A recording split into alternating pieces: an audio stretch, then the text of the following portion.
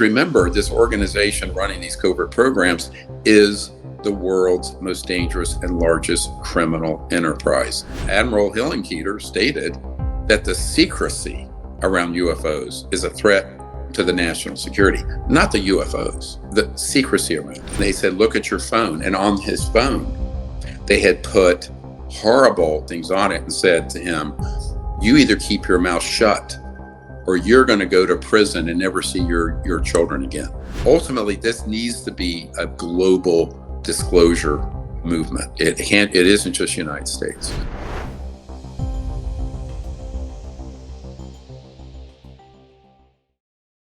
You say it's a dangerous job. Look at what just happened to our former president, what they're doing in regards to what's going on in the world. Are these people afraid?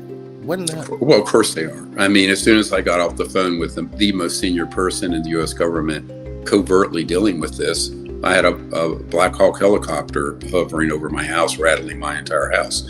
Yes, of course it's dangerous, and of course it's risky.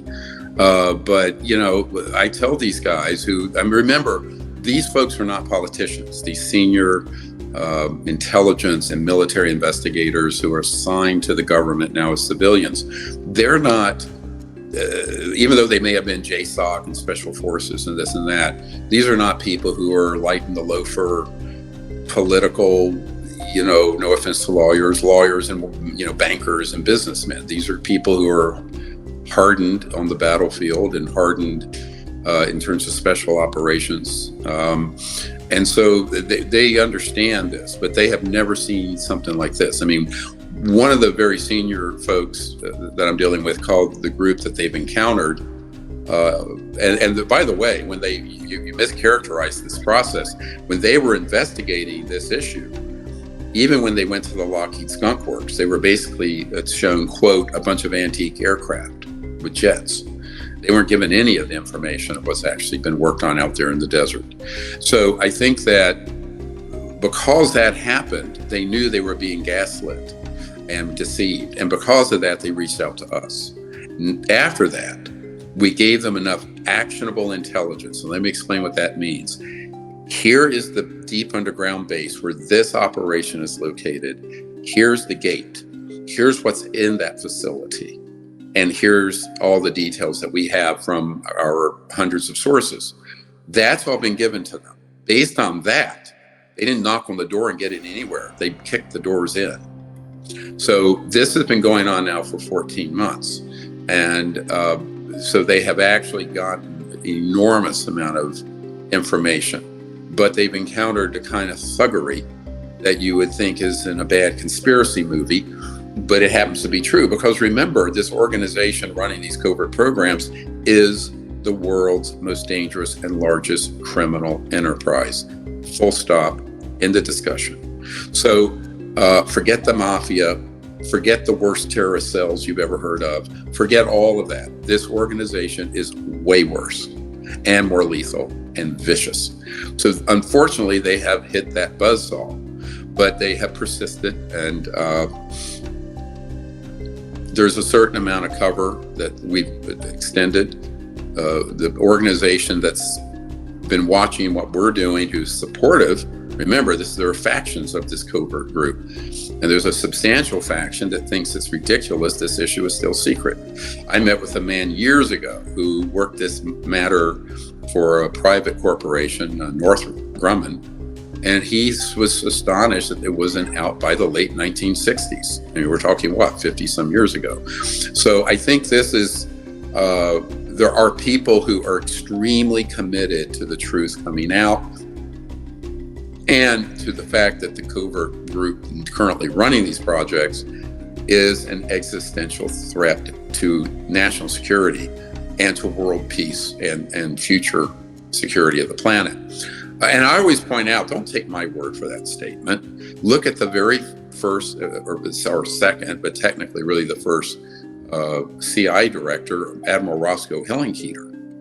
And he stated in a letter to the New York Times after Dwight Eisenhower gave his famous Beware the Military Industrial Complex speech.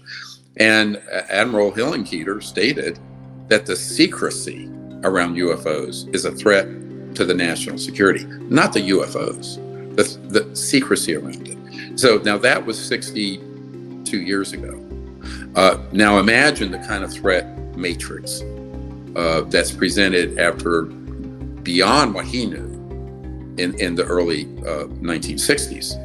What has evolved since then, technologically, operationally, et cetera, and so on. So it is a very delicate issue. And this is one of the reasons why I think the next phase and level of laws passed by the Congress needs to be an amnesty period for a lot of the more senior people in that organization to come forward. Because what you don't want to get into is into a open conflict. Violent conflict. Because as Admiral Wilson, who I briefed back in the 90s, said, once he had it confirmed to him that what the best aircraft and weapon he knew we had were what everyone knows about in the B-2 stealth bomber, et cetera, and that this secret organization had things that could, quote, as he said to me, do circles around my B-2 stealth. So, and now this is the head of the intelligence for the Joint Chiefs of Staff, an admiral, sitting in his office. And I looked at him and I said, yes, that is the case. But the problem is we have the rule of law and the truth. And if we can disclose this properly, the public on our side. And they have their covert group and a lot of money, but they do have very powerful technologies. And I think this is why it has to be done wisely. I found in my archive a few weeks ago, my original set of recommendations to Bill Clinton to create an amnesty period for senior people in this organization to come forward so that this issue could get resolved without, as one guy recently asked me, a bloodbath. And I think that's really what we're trying to move towards, is a peaceful resolution to the subject where we don't go trying to get a pound of flesh from people. The other problem is restitution of funds. There's a senior executive with a major contractor for the U.S. government who's now early 80s, who wants to come forward. He has several $100 million that he got by working with that corporation, and he's afraid that it could be seized under the RICO, Racketeering Influence Corrupt Organization laws of the U.S. government. And he doesn't want his heirs, his children and grandchildren, to be left penniless. So there are a lot of complex issues here, and people go, gee, so these are the kind of conversations I'm having with the one side, people who want to be cooperating witnesses, and then you have this other end of it, where the United States government is just now getting up to speed on this at all, and therefore don't have a mechanism and the laws in place to make this transition to disclosure, complete disclosure, an official disclosure happen peacefully. So that is another thing we're working on. You're also working with Michael Schratt, military aerospace historian. He's been collecting the files, and both of you will be presenting over there at the National Press Club on June 12th over there in DC. Massive amounts of information. Again, working with Michael Schratt, he's been doing this for decades. You've teamed up with Michael to present some evidence over there in DC at the National Press Club, something historic, which was one of the biggest internet phenomenons when he did it in the early 2000s. And hundreds of millions of people saw this. What are we going to expect to see in DC when you're presenting this evidence? You got terabytes of information. What's the end game here? Well, obviously, when you have 2 hours and you have, if it was continuously presented, the information we have, the testimony we have, the documents we have would last probably 3 to 4 years. I'm not exaggerating.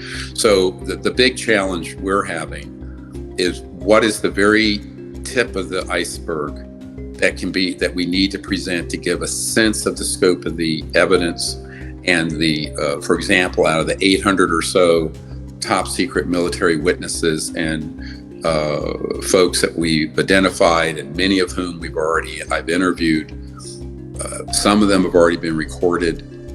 Some are just now, this month, being brought to DC to give their information through this classified process. how do you present that in 2 hours?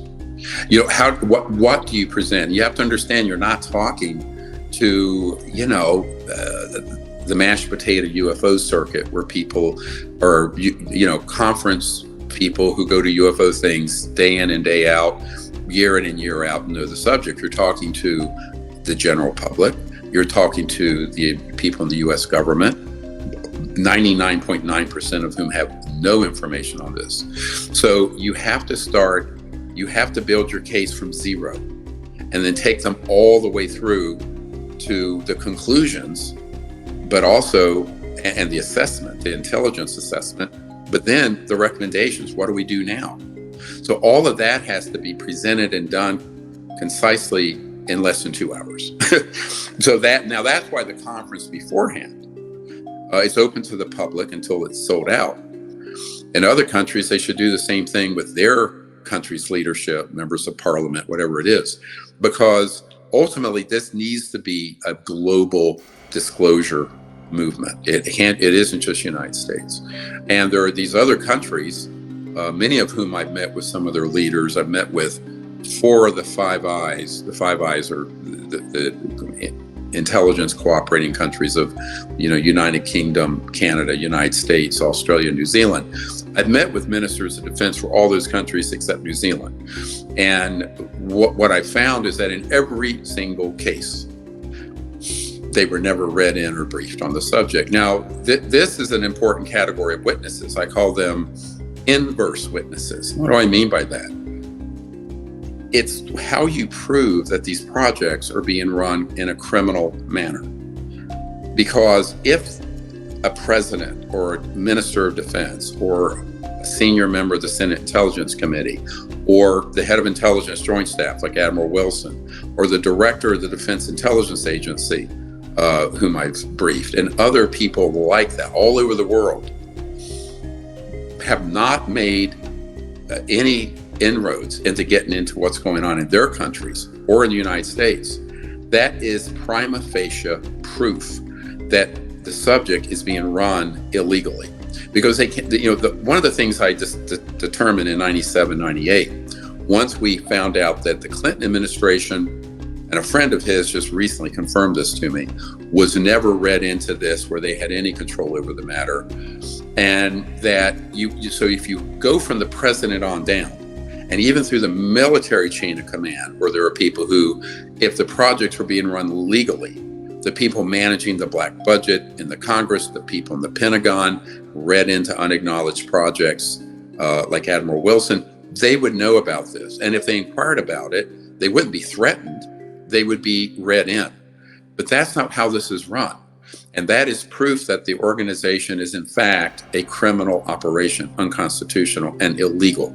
We have to establish these elements because now that the Pentagon has said, yes, the UAPs are real, yes, they're material objects, yes, our sensors pick up that it's an actual 3D thing moving in ways we don't understand, blah, blah.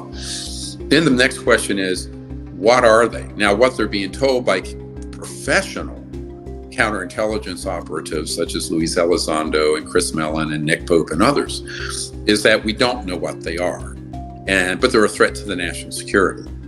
That false narrative, which we exposed 2 years ago in our documentary, The Cosmic Hoax, which you can see on the YouTube channel for free, that is the narrative that they created as another way of deceiving the press, the American people, and the members of Congress. But see, that little game ended about 14 months ago.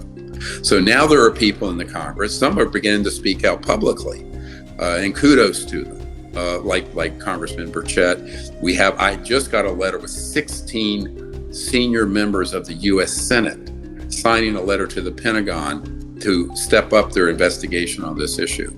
Unfortunately, they're recommending it through the Aero office, which in my opinion may or may not be an actual clean or trustworthy mechanism. But at least the members of Congress, the Senate and House, are stepping up and are stepping forward very decisively. Hey, they're asking questions. And again, Tim Burchett speaks of a major cover-up. He agrees with you that there is some kind of secret being hidden from us, and it's on a high level of secrecy, and he's demanding the truth. And he says there's this blackmail politics going on with people that have answers, but they're not going to come forward because they usually got something on them. This is how he says Washington works. Yeah, of course. Do we exactly? Do we need more Tim Burchett's out there? How many other congressmen are being as dare I say ballsy as Congressman Tim Burchett coming forward and asking questions, or all these other? Go ahead. Well, there have been he's been very outspoken, but Senator Rubio's made some very strong comments. There are other members of Congress and Senate who have a bit milder, perhaps, in their approach. But I think don't mistake what's said publicly with what they feel is going on. But the point you make about using blackmail files, this is as old as the hills, where you try to get dirt on someone and use it against them. And of course, famously, J. Edgar Hoover had a file on everybody, every president, every congressman, everybody. And that's how he stayed in power, was that no one dared challenge him because he could ruin them with all the dirty tricks and stuff they had on people. So yes, that is something that happens day in and day out and day in and day out. And so what I always tell people is that, so what? You just have to ignore that noise. But if you're a politician and you have to get reelected, you can't ignore it. And so this does become a problem. But there too, one of the things we're going to call for, and I have not talked about this before, is that there be an immediate investigation, criminal investigation, subsequent to these open hearings that are being now talked about actually occurring, by the Department of Justice to prosecute those who have been involved in felonious activity, drug running, money laundering, threats and intimidation, assassinations, so-called wet works, the use of force to kill people who know too much. All of that needs to be moved quickly into an investigation, because I have dealt just recently with two very key top secret witnesses who have been had this sort of a dirty bag of tricks played on them. Remember, at this time also with AI and what they call deep fakes, both audio and video deep fakes, they can create anything. A man that I know not long ago, in the last 9 months, had a couple of men approach him and they said, look at your phone. And on his phone, they had put horrible things on it and said to him, you either keep your mouth shut or you're going to go to prison and never see your children again for as long as you live, quote unquote. This is the kind of stuff I deal with day in and day out. Now, I think something like that should be immediately handed over to people with the investigatory power and prosecutorial power, that whoever did that should be arrested and tried for treason, number one, and then number two, felonious threats and intimidation and what have you. But see, this is the sort of thing that has happened for years. There are people who have documented over the last 70 years many occasions of this happening to either public officials, UFO researchers, or whatever. Now, with the kind of technology that exists, they could show you, having an affair with Kim Kardashian or whoever, and make it look like it was 100% real. And this is the problem. They have the technologies and the means and the intent to do this. So how do you get that under control? Again, you have to begin to stay not only within the law, but use the power of the law to protect the brave and good people who want to come forward, whether it's a member of Congress wanting to support this process, or a top secret whistleblower, or whoever it is. And I think that is a really important element that's been missing. We've all been doing this in the wilderness without any official protection, which is in and of itself an outrageous situation. So that has to also, I think, be put into place sooner rather than later. Speaking of the AI and the advancement of it, it's been unloaded to the public. People are using it. Kids are using it. ChatGPT passing their courses. But a whole new level is the AI as far as generating people and situation. How far advanced is this going to get? Is this going to be a tool for the false flag alien invasion when they set this AI in motion with these graphics that seem photorealistic, that we won't be able to tell whether it's real or not? This is getting to a stage. No, it already is. It already is. But see, here's your question. And forget one key point. Whatever you know about through a Google search, or that's on CNN or in The Economist or some magazine, is at least 5 to 20 generations behind what these covert programs have. So if you think the state of the art of this capability is what you're hearing and reading about, you need to take a wake-up pill, because that is not how technology happens. These classified projects have technologies way in advance of anything that is known and discussed in the tech sector or in the public media. And this is a dangerous situation. This is why the man who in 1997, and we're trying to track him down again, who was sequestered out of the briefings we were doing for members of Congress at that time in Washington, he had been on an interagency committee in 1974 where they could hit a button and simulate an alien invasion on the planet seamlessly. And he said everyone from the president on down would be deceived by it. So that system has been fully operational. He said it was fully operational well before his tenure there. Now, I have heard this from enough people to know that capability that card, the sort of the fake alien invasion card, can be played at any time. Now, what most people don't understand is that card began to be played in 1953 and 1954. What do I mean? Once we mastered gravity control in 1954, and they knew they were about there in 53, we have a document from the CIA director talking about the psychological warfare value of the UFO subject. The same language was used in the document that Jacques Vallée has but won't release.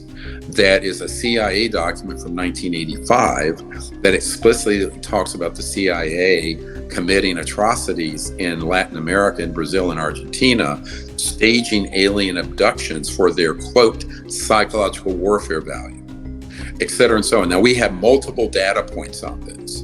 Now, one of the things the public has to understand is that everyone's belief about this issue, aliens, UFOs, the whole zeitgeist, it's 90% staged deception. Now, are there actually extraterrestrial civilizations? Yes.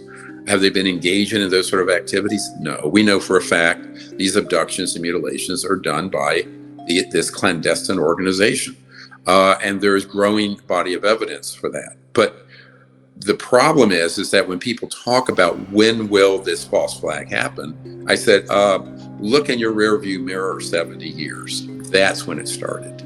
It started 70 years ago. Now we're living in, that's all the psychological preparatory phase. The question is, will they play that final card? And if they do, what are our defenses? I think our only way we can prevent that card from being played is to expose the entire program.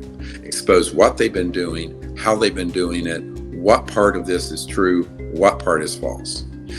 I don't think it's a coincidence that about the time we were working together on your film, and I had gotten the senior members of the government read into these projects, and they started getting kicking in doors, that the Pentagon received from Dr. Kit Green et al.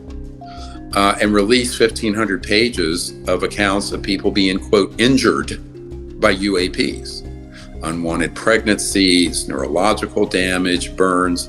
Now, every single one of those cases were done by humans against humans, made to look like it was a, quote, UFO. Well, it was a UFO in the sense that the victim it was unidentified, but they staged it to look alien. So they've already started playing that card, but no one's watching this. No one's paying attention to what's going on. So when that got released, I went, yep, here we go. Then after I brought the first senior military witness who had been an early U-2 spy plane pilot with multiple encounters with these ET craft, as well as working with the Lockheed Skunk Works and others, and Ben Rich personally, into this process in DC, you had all of February light up with these Chinese balloons and UAPs we shot down. So, this is no coincidence, my friend.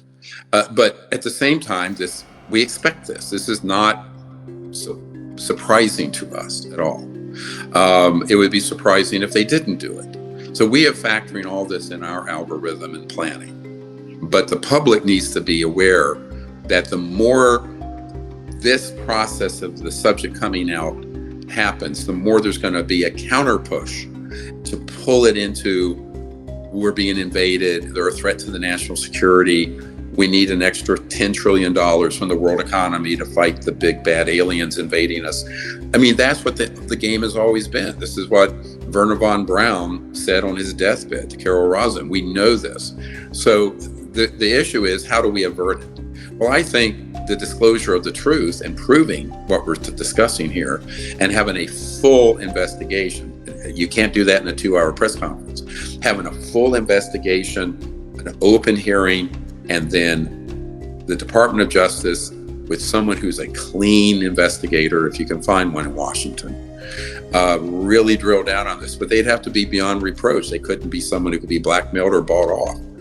I mean, let's not forget, a senior member of the private contracting world on UFOs in '93 told me, quote, "We have given at least 10,000 people $10 million a piece or more to secure their cooperation with our project." And, I had 2 or 3 attempts to purchase me back in those days, and they found out I wasn't for sale. So now the only way they can deal with me is to defame me and call me names, and it's fine. I mean, 30 years of being called every nasty name in the book, I couldn't care less. But you get a pretty thick skin. But the point I'm making, however, is that most people just now stepping onto the field, who, if you're in the U.S. government and you're either threatened or there's this nasty Oppo research they have on you or that they create, or they offer you a lot of money or a powerful position, unfortunately, most humans are going to be affected by that kind of approach. And this is why, to really get to this, I always tell people, the bottom line on this is what's in your heart, what are your intentions, do you have the courage to go forward, and are you incorruptible? You have to be absolutely incorruptible.